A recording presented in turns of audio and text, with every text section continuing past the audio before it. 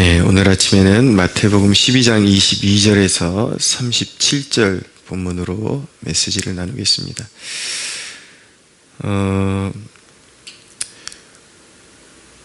오늘 아침에 우리가 중복해서 보게 될 대목은 귀신 들려서 눈 멀고 말 못하는 사람들이 데리고 왔습니다. 그런데 예수님께서 고쳐주심에 라고 말씀하고 있습니다. 예수님의 사역의 가장 큰 특징은 무엇인가? 바로 고쳐주시는 사역이었다라는 것입니다. 복음 사역의 건강도를 체크해 볼 수 있는 척도도 존재하기 마련입니다.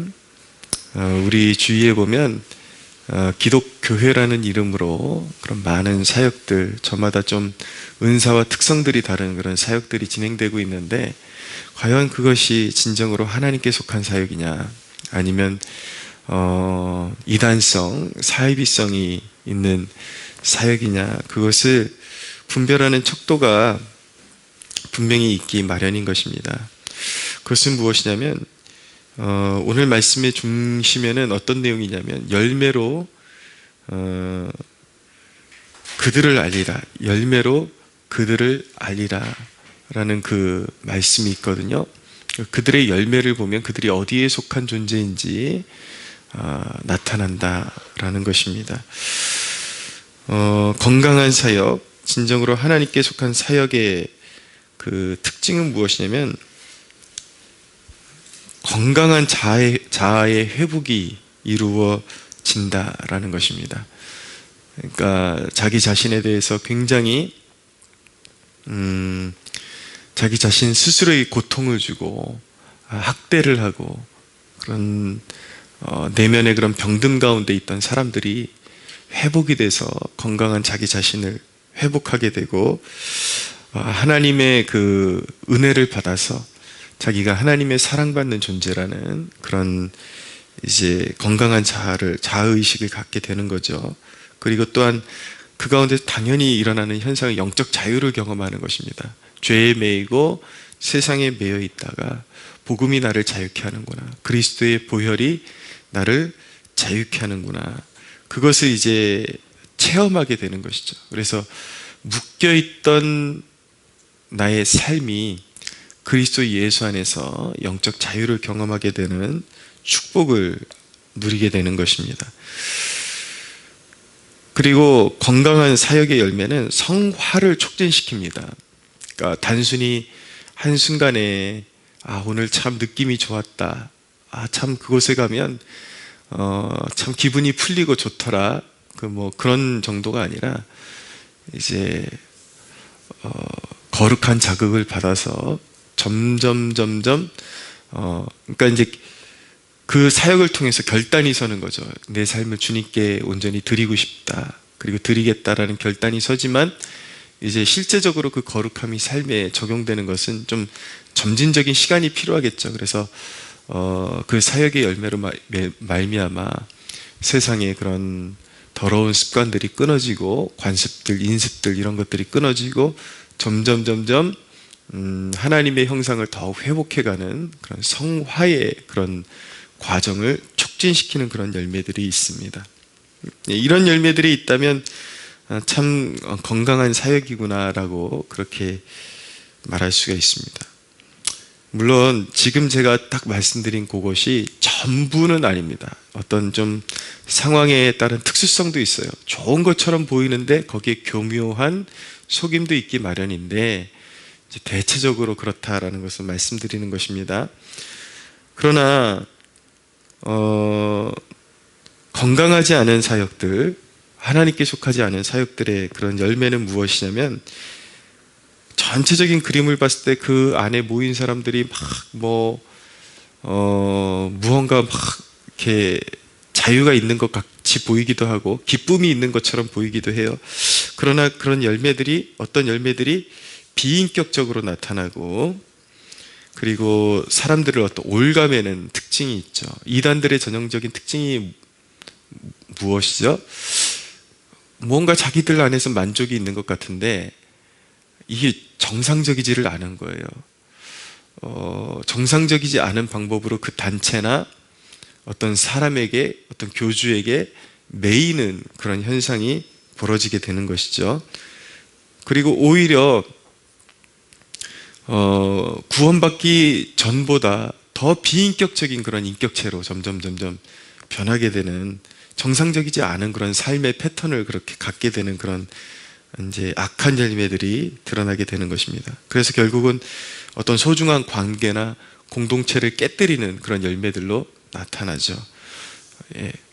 신천지 같은 경우는 이제 너무나도 거짓말을 아예 거짓말이 그들의 전략이니까 가족이건 어디 뭐 다른 신앙인들이건 가리지 않고 거짓말을 하고 이제 자기의 그런 어떤 그런 신앙을 방해받는다 그러면 이제 단체의 요구대로 이제 가정도 다 버리고 뛰쳐나가고 막 이런 일들이 벌어지죠.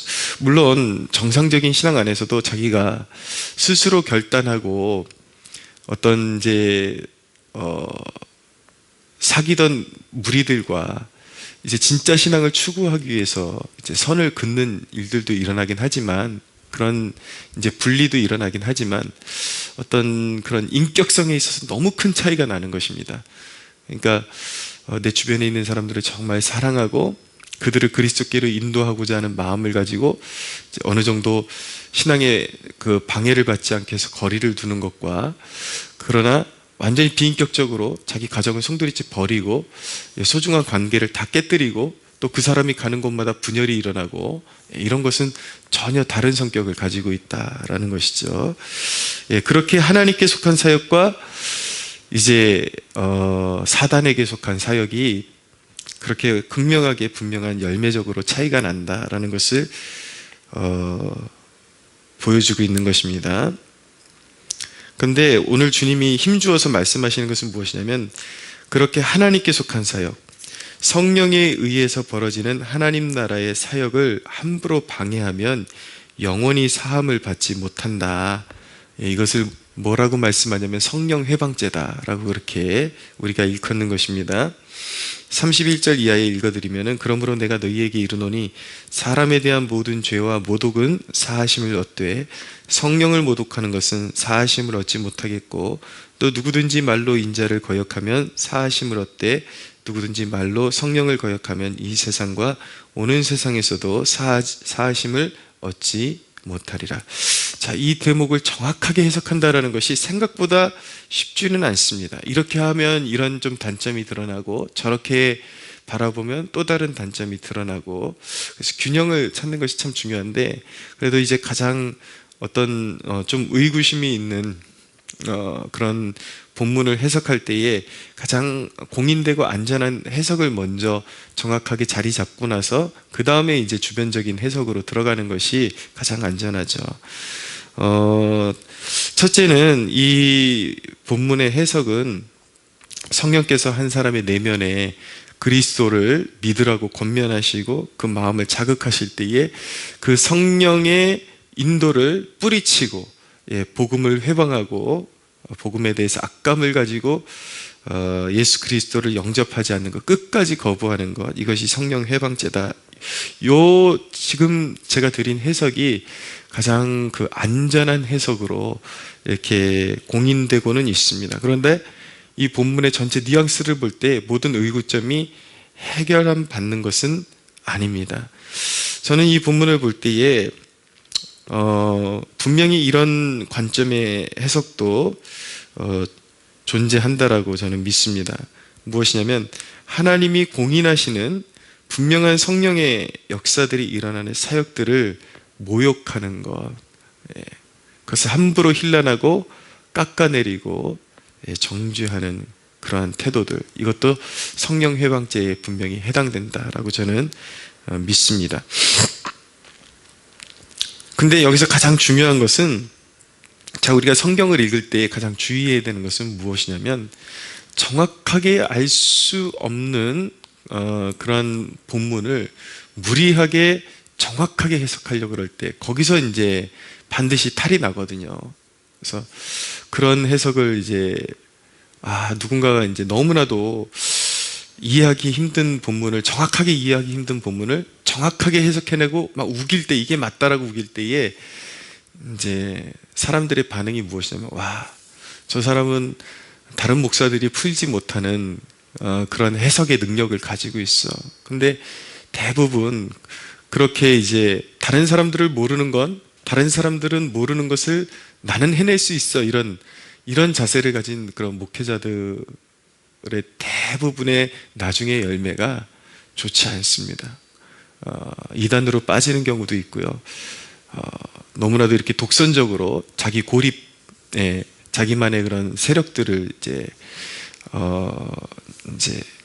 모아서 결국은 건강하지 않은 길로 빠지는 경우가 다반사죠. 그래서 모르는 걸 아는 척하는 게 결코 대단한 것이 아니다, 좋은 것이 아니다. 모르는 건 모른다고 말을 해야 되고, 우리가 해석할 수 있는 선까지, 장담할 수 있는 선까지 겸손하게 말하는 것이 맞는 것이다 라는 것을 알아야 합니다.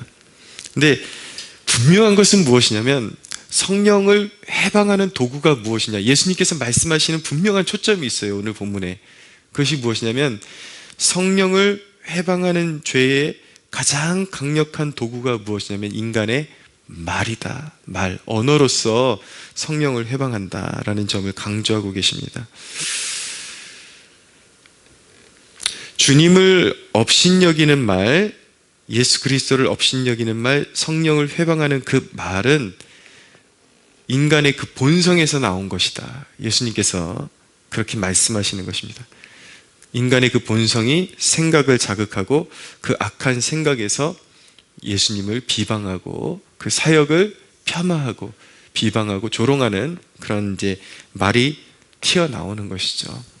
말은 그 사람의 인격 자체이고 생각 자체이고 본질 자체이기 때문에 말이 중요하다라는 것을 예수님께서 말씀하고 있는 것입니다. 그래서 말로 함부로 주님의 사역을 비판하지 않을 것을 우리 믿는 자들에게 요구하고 계시는 것입니다.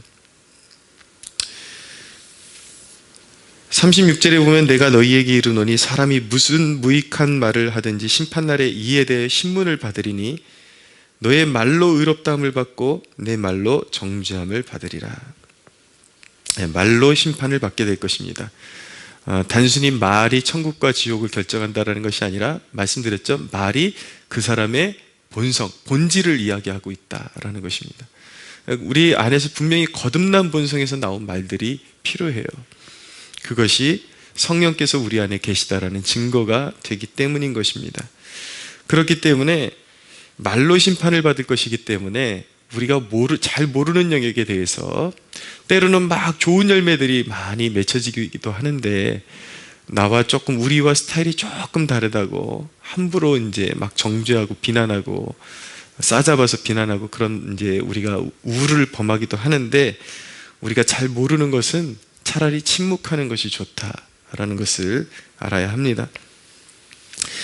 우리가 일상의 신앙생활에서도 말을 선하게 사용하는 것이 참 중요합니다.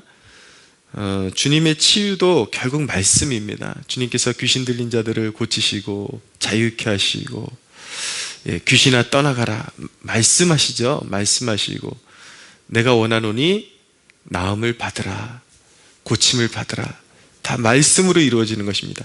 주님의 그 말씀에 성령의 능력이 임해서 귀신들을 쫓아내고 이제 병마가 떠나가고 영적 자유가 임하는 역사들이 일어나게 되는 것이죠.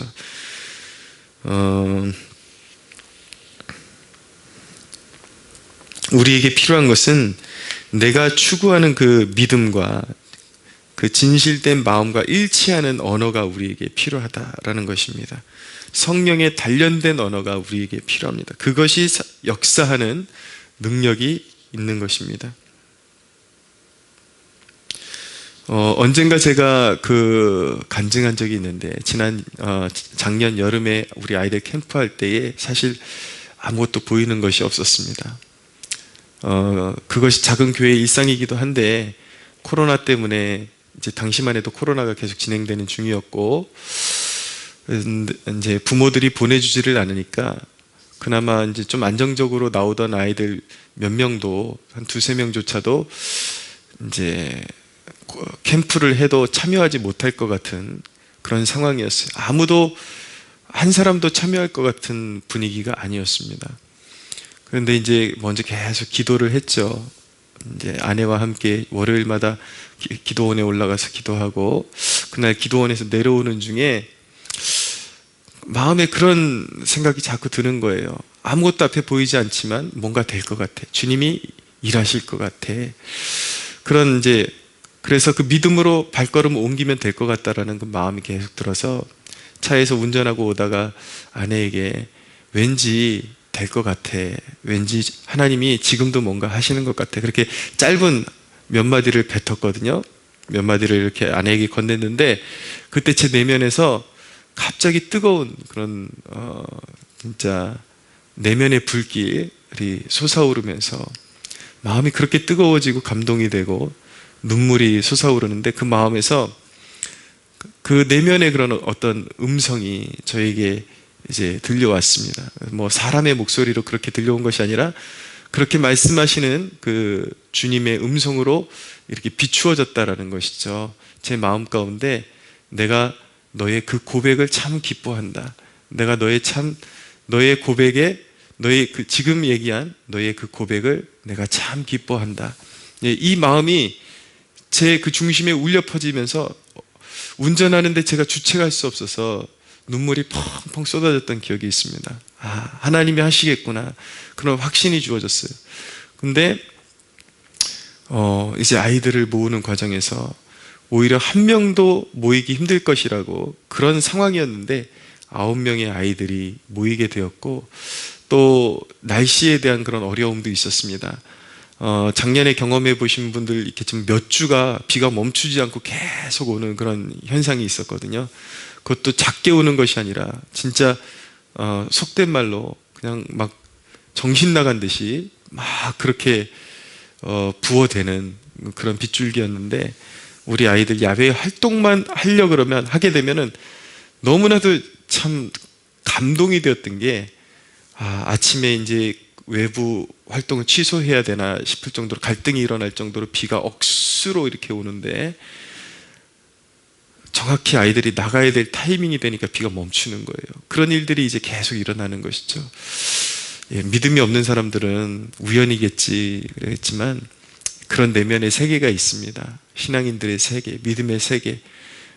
안 되는 일이지만 성령께서, 그러니까 그 일 때문에 그 주님께서 비를 멈춰 주셨다라기보다도 저는 그럴 수도 있다라고 믿어요. 그럴 수도 있다라고 믿지만 하나님의 계획 가운데 전체 하나님은 우리만 바라보고 계신 것이 아니니까, 또 다른 사람들도, 주님의 백성들도 주님은 돌보고 계시니까 주님의 스케줄에 비가 멈추는 때가 분명히 있었을 거예요. 근데 우리의 내면에 그 감동을 주시고 또 스케줄을 잡는데 섭리하셔서 그 모든 것들이 맞아 떨어지게 하시고, 그런 역사들이 일어나는 거죠. 그래서 정확한 타이밍에 비가 멈추는 그런 역사들이 일어날 수 있게 되는 것입니다. 우리 삶에는요, 우리 신앙 세계에는 그런 놀라운 그런 신비의 세계가 있습니다. 존재합니다. 근데 그런 것들이 다 무엇을 통해서 이루어지는가? 믿음의 고백, 믿음의 말, 이런 것을 통해서 하나님께서 그것을 기쁘게 받으시고, 그런 선하고 아름다운 역사 가운데로, 성령의 역사 가운데로 우리를 참여시키신다라는 것을 배우게 되는 것입니다. 오늘 이 아침에 우리의 내면이 주님의 일들을 적극 환영하는지 점검할 수 있게 되기를 바랍니다. 성령님이 사용하시는 그런 좋은 언어의 습관을 훈련하는 저와 여러분들 되기를 예수님의 이름으로 축복합니다.